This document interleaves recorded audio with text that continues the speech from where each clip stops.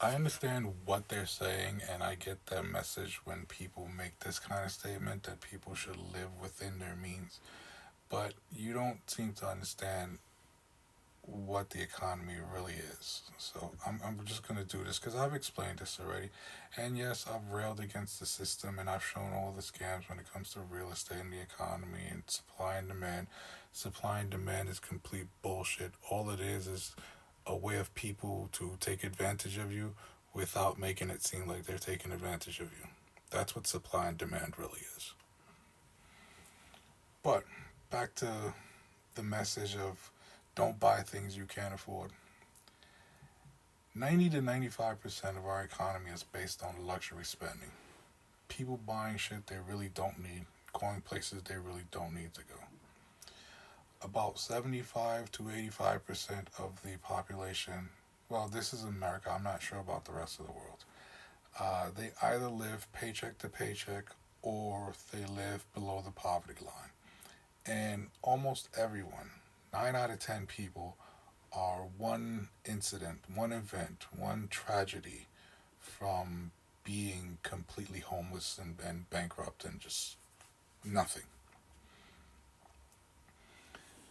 So, with all that being said, you need to understand that people buying things they can't afford is part of the reason, big part of the reason, why you even have a job or why you even have a company.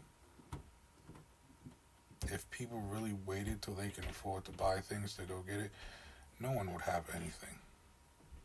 And if people waited to do things they really didn't need to do or buy things they really didn't need to buy, you'd have nothing. It's the holiday season and people like to travel.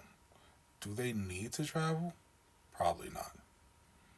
Think how empty the airport would be if people only traveled when they needed to. Not when they want to, when they needed to. No one needs to go to Mexico on vacation. No one needs to go to Paris on vacation. No one needs to go see their family on the other side of the country. You want to, but it's not a necessity. That's our economy. It's a double edged sword. If people really lived within their means, there'd be no economy. You'd have no job. You'd have no company. But see, the successful poor people, I'm sorry, the middle class, or the people who think they're doing well in life, are the ones who really don't get this message. Because these are the people who don't understand that the people who live outside of their means a little bit, they're the ones who make you successful. See, the wealthy people above you, they know that. That's why they don't say anything. They keep their mouth shut. It's you people in the middle who keep talking shit because you have no clue. Now, with all that being said, I will also point out that most people don't really live way above their means. They just want to have little luxuries. Like I said, holiday season's coming up. They want to be able to buy their loved ones a few nice gifts that they otherwise wouldn't get without going into complete debt. But that's the thing. Imagine if they didn't go holiday shopping. Is your company one of these companies that people buy things from that they really don't need? I don't know. You answer that question. It's definitely possible. People need shoes on their feet. No one needs $100 pair of sneakers. No one needs a $300 pair of sneakers.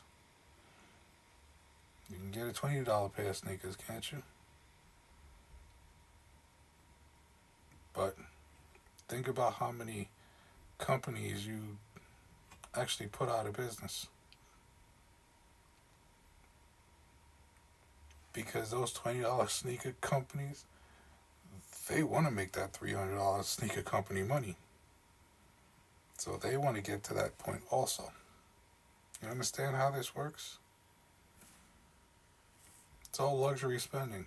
If we really did spend on only what we needed and didn't live above our means, no one would have shit.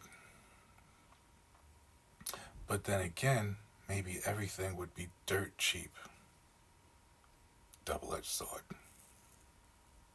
So once again, it actually sounds like human beings are the problem.